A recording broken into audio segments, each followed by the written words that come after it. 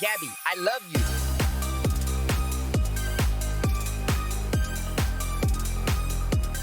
Hello, all. Welcome to another episode of Interview with the Indies. Oh my God.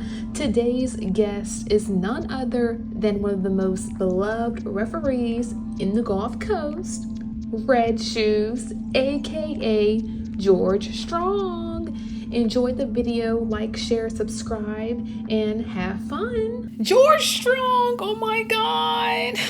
Welcome to Interview with the Indies. How does it feel to be here? Feels great. Such an honor. I'm glad to be on the show. First time. Yep, my first referee. I seem to be a most wanted referee for interviews. I mean, I know there's other refs out there, but apparently it's a big thing to have me on the show. I guess I don't talk a lot or something. Well, hey, first time for everything. It's gonna be great, and maybe you're beloved. You're beloved. I guess I am. I don't know about that. Not everybody loves me. What made you want to be a ref? Well, the story's unique and kind of boring to be the same. Uh, I met Alex Cruz and I trained. I did the open house and it's like I told him, I asked if I could be a ref. I didn't necessarily want to be a ref, but my age and I thought about things. I was like, maybe I should not be a wrestler. Um, but being in a world where everybody wants to be, a wrestler, everybody wants to be Hulk Hogan, everybody wants to be the Ultimate Warrior. I was a bigger fan of being a part of the show than just being a wrestler and stuff like that. So it was a half and half. It was like wasn't sure if I wanted to be a wrestler when I finally got the opportunity. And then I took advantage of being a ref, and I mean everybody liked what I did, and here I am. Referee training, is it just as strenuous as wrestling training? Like, take me through just the training process. So with me, when I started, there were like maybe one or two other people that were trying to be refs, but most of us are there trying to be wrestlers, and I'll be honest with that part. Um, it's lighter for me, but the training is the same. There's still the exercise, trying to get the cardio up with the rest of the kids and men and women that are trying to be in the ring full time. But for me, there was no referee. It was like I learned that from watching referees on TV, studying matches, and not just looking at the wrestlers. I learned that from getting in the ring and getting reps in practice matches, and that's other than that, I'm pretty much doing the same thing. You never know when you need to, take a do a few things the wrestlers do. Let's just put it that way. And I had to learn how to do all of that. It's like you can't be in the ring with them if you don't know what they do. So there wasn't a special class for me when it came to being a ref. It was literally, you're a ref, but you still got to train with us. That makes sense. That makes sense. Making sure you know how to take a bump because refs do that sometimes. So yeah. Yeah, yeah. I've done it a lot. Have you ever had like times where you were hit accidentally? I get too close to the action sometimes. You'll see me get kicked a lot on pins when I'm trying to get in position, and I'll just go down and count anyway. Sometimes I'm by a wrestler's foot, and they're a lot bigger than me, and I've been kicked in the face, kicked in the head a few times, kicked other places. But 9 times out of 10, if I get hit and accidental and not a wrestler trying to kill me, it's usually me being too close or out of position, trying to make it work at the end of the day. And it's like I don't think about that. It's the adrenaline. It's the in the moment. It's like I just got to do my job. So I'm gonna get down there and do it, or I'm gonna get in the way and do it, and whatever happens, happens. But I've been punched, kicked, slapped. A lot. Sometimes I've been hit where we're not expecting it. Which as a ref, you're not expecting to get hit, but you got to get in there and break up fights. You got to get in there and make counts and pull aparts. And sometimes you are the victim of a wild swing. I've been laid out a few times, but nothing where I was not able to come back and do my job. So basically, to learn how to do that job, you had to teach yourself. Yeah, yeah, and that's what it is. Knowing the rules of the ring, knowing the protocols that a referee has to do, you pretty much have to know your rules of wrestling and do the research on that because there are rules. Believe it or not, there are rules.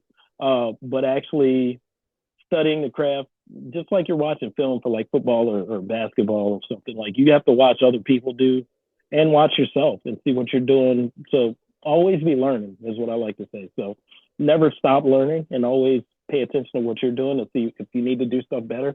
Get advice because I do I cherish my time with other referees that have been doing it longer than me. So it's like learning through them. I had a mentor that taught me a lot of things, but learning through other referees that I got to work with, like in different places, that helped a lot too. And there's some wrestlers, because everybody's getting trained by somebody. So there's some wrestlers, behind the wrestling schools and stuff like that have a good knowledge of what referees are supposed to do. But once you get in there, you got to remember what you learned. You got to remember what you went through in training. You got to, use everything and always be willing to learn. Just keep going that way. So it is self-taught, but there's a lot of, I guess, advice and a lot of resources is the word I was looking for. And what are some things that referees have to be mindful of that people who are watching from TV or who are in the crowd who may not notice? We don't see what y'all see. We're not in y'all's heads. Right. We're always the first line of defense for the wrestlers. So number one, I always talk about safety. If something happens in the ring, we have to be that person to make sure the wrestlers are all right or know if they can't go on. And I know you see sometimes where the referees throw up the X when a wrestler gets injured. We have to know, if we need to do that, being a first aid of some sort to the wrestlers. Even if some referees I know personally are CPR trained in case something happens. But it's like even that. But even the simplest thing, just knowing the wrestler's all right, to be able to tell a doctor or medical person that the wrestler's all right and can continue. Time is always something. You hear a match go for a 20-minute time. We have to be mindful of time, and sometimes the wrestlers have to know that if the ring announcer's not announcing that the time's counting down, we have to be that person telling them. Just different spots we got to be in different areas and for the wrestlers. So that's the major thing. We're always a beacon of communication for wrestlers in the ring and physically for the people in the back, or if we have doctors there or something like that. There's always somebody we have to talk to, and it's all for the sake of the show. Just tell me how much work it really is, because from a distance, it's like, oh, I could do that, but that was back then before I started being backstage at these events, and I see y'all sweating after a match. Look like y'all had a hard time at times. There's some grueling matches, man. I can tell you one of my and I don't know if that question will come up, but one of my favorite matches was this Jay Rios versus Serpentico. They almost lucha style, but I mean it was more of a indie style match where you had a lot of high spots, a lot of fun around. We have to be able to keep up with stuff like that because you got false counts, you got false false pins or whatever, and we have to be able to move around with that. There's also lucha style matches, which I did one of those for Gulf State Wrestling, where there's no tagging. Like the wrestlers just jump in and it just keeps going. There's no tagging in and out. You pretty much just swap out whenever. But as those fast-paced matches, that's one thing.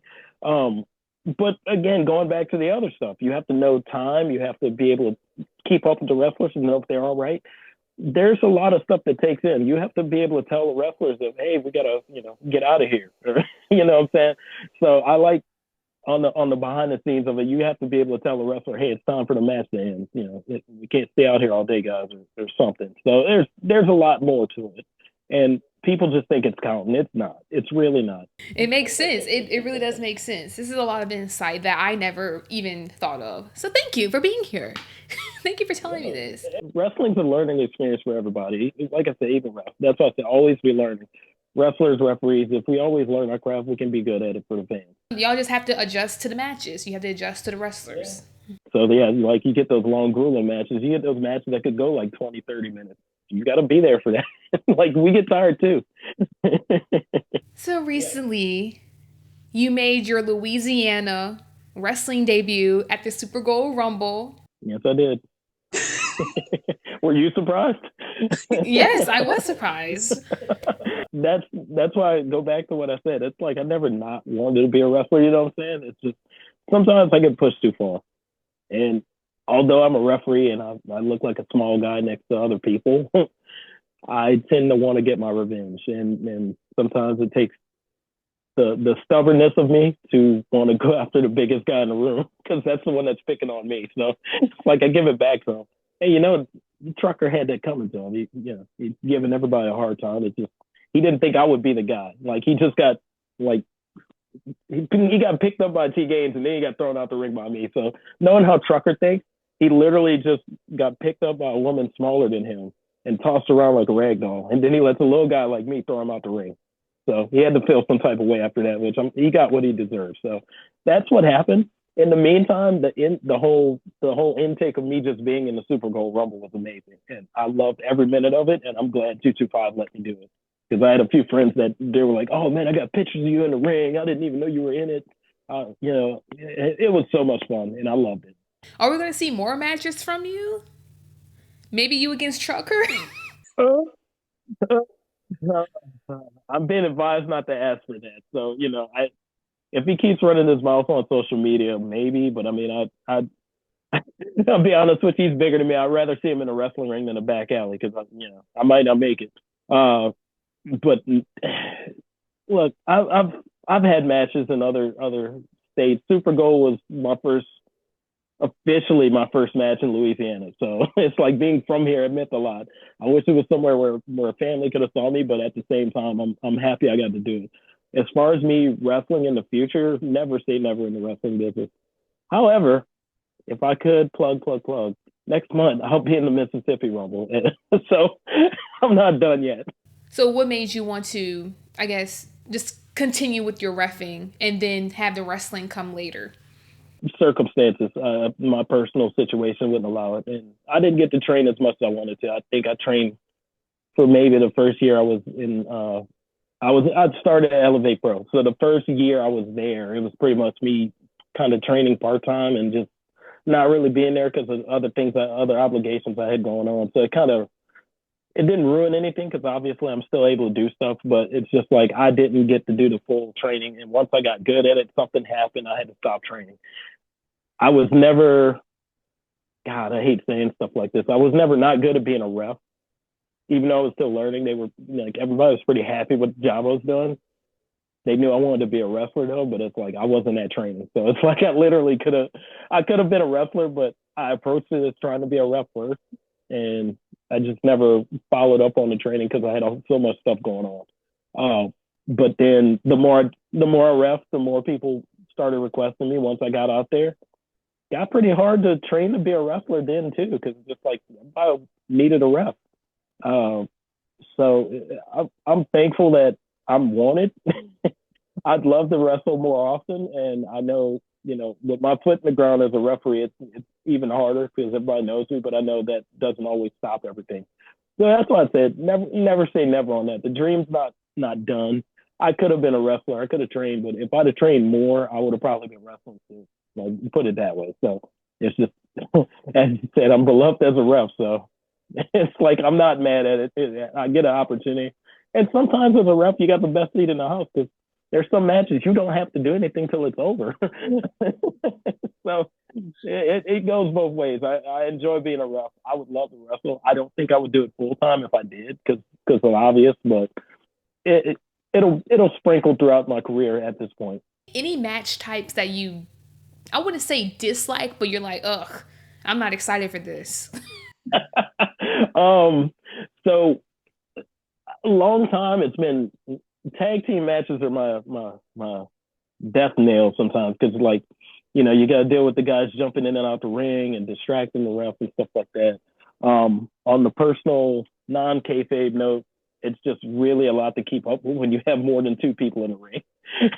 So it's not that I can't do it. It's just not my favorite because there's always a lot going on, and you see a lot of times where the referees have to take a back seat to the action, and we like to be in it just as much as the wrestlers. But at that point, our job integrity goes out the window a little bit because there's just so much going on that you kind of got to back up and just let things happen, whether you enforce your rules or not. So other than that, I've had little to no problem with any other types of matches. Tag team probably be the least favorite, but I mean, I love a good tag team match. It's just, if I'm not roughing it, it's even better. How does it feel to be in a ring when a botch happens? Like when you witness a botch right in front of your face? What goes through your mind as a ref? I would make sure the wrestler's all right, but I mean, in the heat of the moment, and it happens, you're just like, oh man, they probably shouldn't have did that. They probably shouldn't have went for that. But who am I to say anything? But it's I feel like I said this today, but it's like deja vu of me having this in a different conversation. It's not how you mess up, it's how you recover. Sometimes some mess ups are pretty embarrassing, and with today's wrestling fan, that can be terrible. Honestly, there's no better way to put it.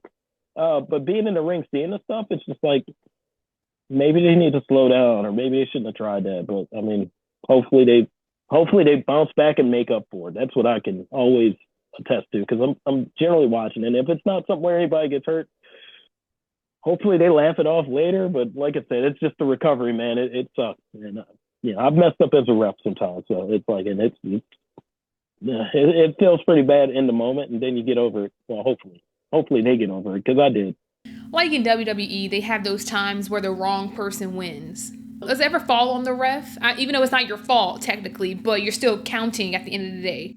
Yeah. So the thing is, the wrong person wins. It's not really something like I've seen weird finishes in like a WWE or something where it's like they counted and the person didn't kick out. I've actually seen that more recent, maybe a couple of years ago, where somebody won a match because the guy didn't kick out.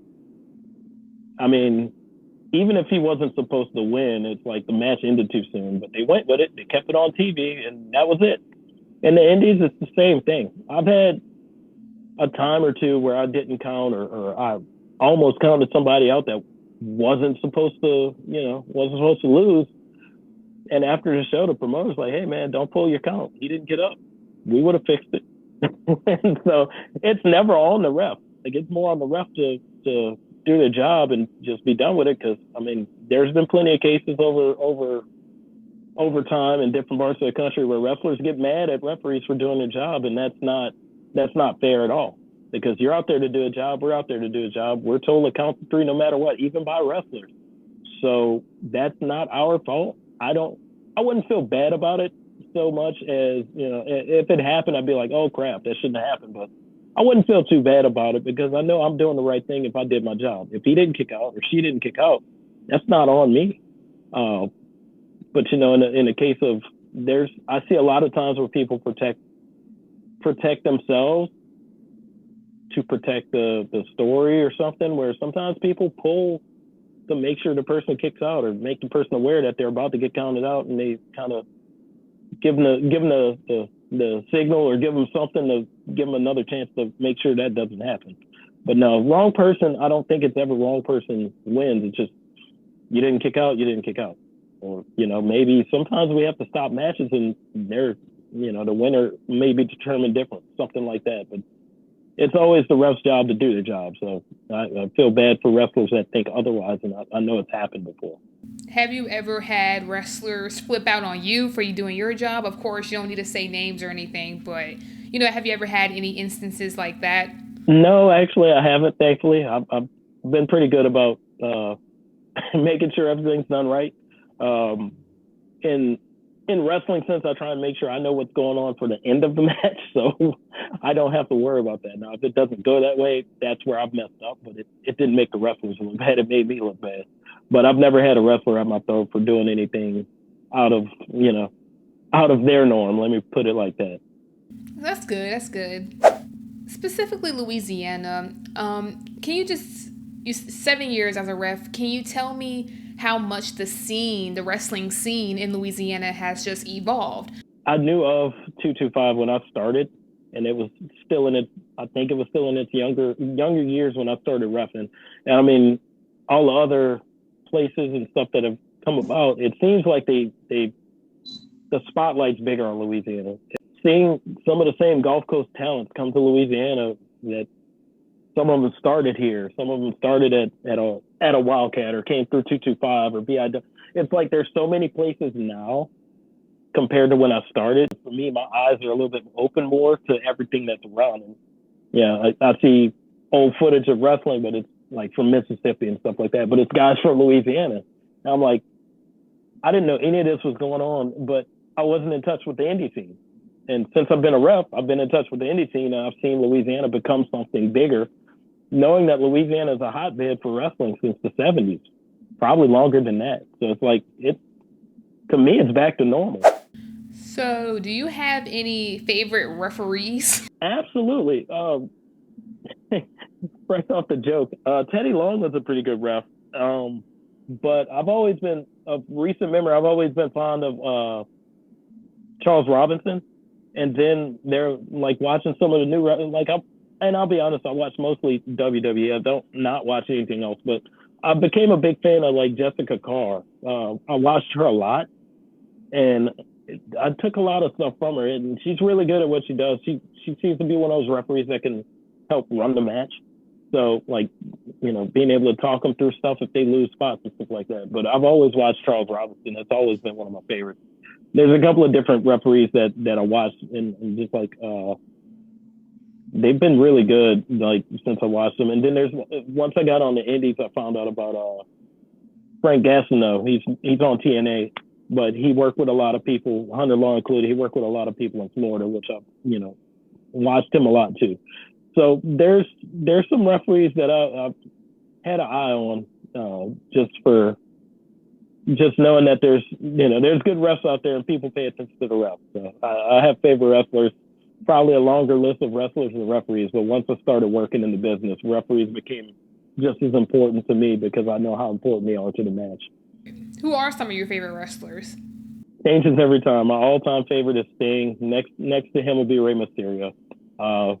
I've rekindled my love for Randy Orton too. And then the New Day has always been my favorite. Like just to name a few. If you go AEW, I love what Swerve Strickland is doing. So I mean, guys like that show our range in wrestling. But yeah, no, that I grew up watching Sting. Then in the ECW days, Rey Mysterio and Chris Jericho came along. I saw cruiserweights and junior heavyweights at different eyes. Like, oh, maybe I can do this because they're not big brawny football players. There's short guys like me out there. I just need to learn how to do what they're doing so I can get in the ring faster. You wear red shoes in every match that you do. So, Yeah. is there a symbolic reasoning, or just one day you wore red shoes and that's what they just started calling you? So it's a little bit of everything, but I was a big fan of New Japan Wrestling when I started being a ref. Red Shoes is their main referee over there, and from multiple people saying I'm the Red Shoes of America. So one day I'll meet him. But in the meantime, it was inspired by him. It was inspired by my love for sneakers because it's like I don't want to keep going through life where I'm always working and wearing the same thing all the time. I used to sell shoes. I mean, I used to get to wear different stuff to work every day. Why can't I be a different referee and not just wear the black shoes all the time? Like, let's break out the red. And then a lot of promoters were like, that's fine, man. I mean, because I don't do anything. Like, I know it seems like I have this big personality and I'm always involved with the show different ways. The fans just took a liking to me. I don't do anything any different. I do my job. I'd like to think I'm most requested for my job, not my shoes. But it stuck with me after I did it. I didn't start doing it until my third year in the business. And once everybody was okay with it, I kept doing it. I mean, it stuck with me on, some places didn't really want me to do it. And I adhere to their rules. As I said, it's not a pay me more money and I'm not going to wear it. If you don't want me wearing them, let me know. I will gladly put them aside, work your show. I will not say anything bad. I will not badmouth your promotion or anything. I won't, tell you I don't want to come back or anything like that. I'm not scared to be a traditional rep. But that's my thing. And, that's what the places I can wear the red shoes at. The fans love me. They chant red shoes. I have a few fans that travel just as much as we do. They see me. They're happy. Like I could be the only person on the show they know. I mean, it happens, but I mean, good refs stand out.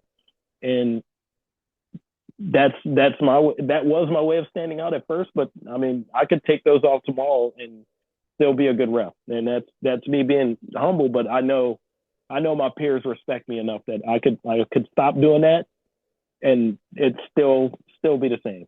But as far as fans calling me red shoes, that may not obviously would be not wearing them, but that's just my thing that caught on. And my last question is going to be advice for future refs. Pay attention to everything. Always be learning. Be a sponge. That's that's the best thing I can tell you. Uh, you know, and you're not the center of attention either. Right off the heels of the red shoes question, you're not the center of attention in the ring. Your job is to help the guys in the ring, and at the same time, you have to demand respect without telling them, hey, I'm the guy or anything like that. You have to be a referee at the end of the day, assertive, and as I was always told, speak up, make everything big. Thank you all for watching. Thank you all for being here. If you're not subscribed yet, please subscribe. And if you're not following my socials, my TikTok and my Instagram are down below. I hope you enjoyed the video. Bye.